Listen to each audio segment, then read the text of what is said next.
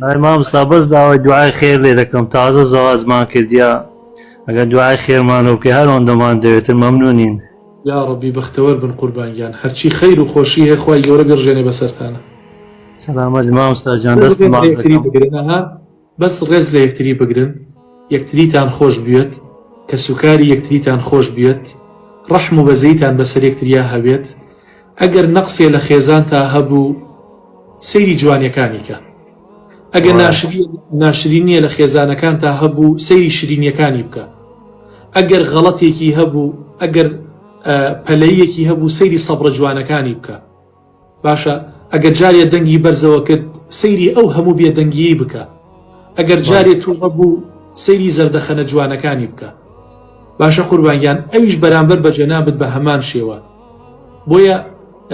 ئەگەر ژن عاقڵ بێ پیا عاقڵ بێت ئەتوانن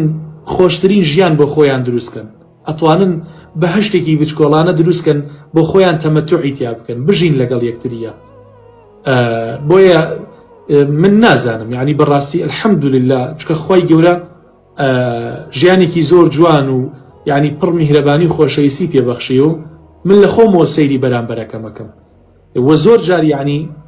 قەناعەتت بێ یعنی ئەمە قەناعەتمە زۆر جار ئەڵێم باشە ئەو خەڵکە لەسەر چی واکات خوای گەورە ئاواتەکەی هێنایتە دی ئاواتت ئەوە بوو شوو بکەیت ئەوە شوت کرد شەکرا و خورایەوە زەماوەند کرا هاتیتە ماڵێکی جوانت بۆ کراوە باشە ئەم هەموو زەردەخەنە و ئەو هەموو جوانیە بۆ لە پڕێکاتێکێ دەیت ها هەموو ئاواتت ئەوە بوو بچیتە داوای ئەو کچەوە ئەو کچەت دەنێ باشەوە دایان پێت دەسی خەڵکت ماچ کرد ئێستا تۆ کچی خەڵک لەگەڵ تایە و بە بەلا شاتۆتە ماڵەکەتەوە باشە بۆچی ئەم زەردەخەنانە بوو بە گریان بۆچی لێت یعنی بۆچی لێت شێوە بۆیە قوربانگیان من هەمیشە ئەوە یاسایە لە ژیانمە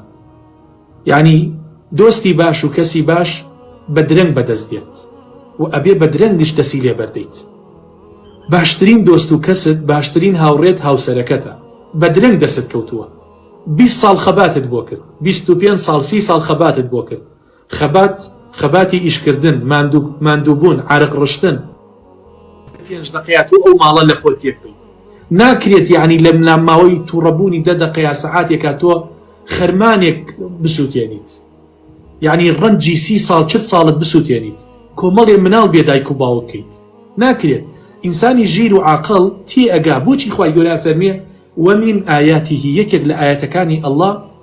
أن خلق لكم من أنفسكم أزواجا ژنی لە نەفسی ئێمە دروست کردووە لە پیاو دروست کردووە هەها بۆیە دایمەن ژن حەزی بە ئامێزی پیاوەکەیەتی یعنی هەموو دنیای بۆ بکە قسەی خۆشی پیاوەکە ناهێنێت ئەگەر هەموو دنیای هەبێت ئامێزی پیاوەکەی ناهێنێت ئەگەر هەموو دنیای هەبێت ماڵی پیاوەکەی ناهێنێت بۆیە اینجا وەجعل لەکم مەوەدەتە وەڕەحمە خۆشەویستی و ڕەحمەت و بەزەی کردوتە نێوانتانەوە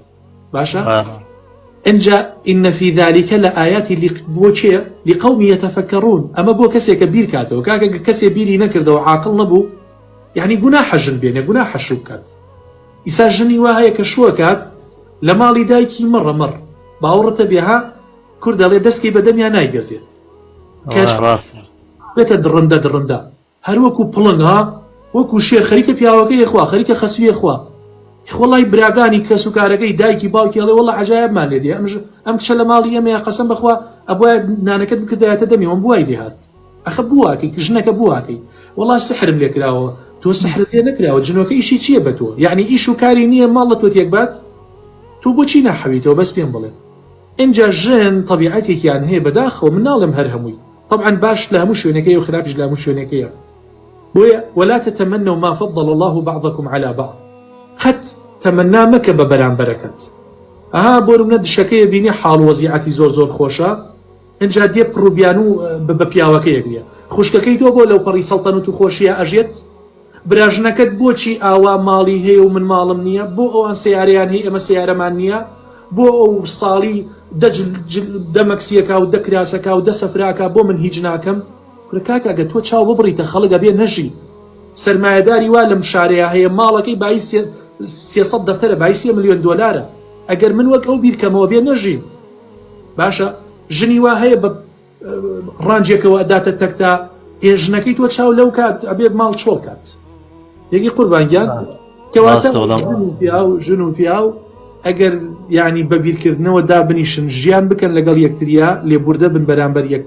یەکتریان خۆش بوێ بە زەیان بە یەکتریا بێتەوە ینی بەتای عیبەوە بێن یعنی کاکە عیبە عیب یعنی تۆ کاتێک ژن تەلاقە دەیت و ژن ئەڕاتەوە بۆ ماڵی باوکی یعنی بیرکەرەوە کاکە بیرکەرەوە کاکە تۆ ئەم هەموو خزم و کەسوکارەی تر یعنی فۆکسەکەکەنە سەر جەنابێت مەجلیس ئەبێتە مەجلیسی جەنابێت ژنی تەلاقدا کورە خەتای پیاوەکەی هێشەکەڵە نەوەڵا خەتای ژنەکەیە تۆ بیرت لەمەکردوەوە تۆ بیرت لەمەکردەوە دوو ڕۆژە ئەبی بە بیەوە ژن جا یان ژن مردوویەک دێتە داوات یا کەسێک دێتە داوات تەمەنی کردووە کاک جعفەر کاک نازانم کیە 70 ساڵ تەمەنێتی دێ لە دەرگاکەتەدا ئەجا خەڵک پێتەڵێن بیەوەژن بیرکەرەوە هەر جارێ ڕۆشتی بۆ بازار ئەڵێن ئەرەوەڵا بۆ شتێک ڕۆی هەر کاتی هاتیتە بەردەرگا ئەڵێنە ڕۆهاتە بەردەرگا لە بەقاڵێ شتێ بکڕا ژن 1000 تۆمەت و 1000 شتی ناشرینت بۆ دروستەکەن یعنی ئەبێ ینی بیر لەم پۆینتانە بکەیتەوە بیر لەم هەموو قسەیە بکەرەوە بیر لەو ژیانە تاڵە بکەرەوە کە دوو ڕۆژت تێ ئەچی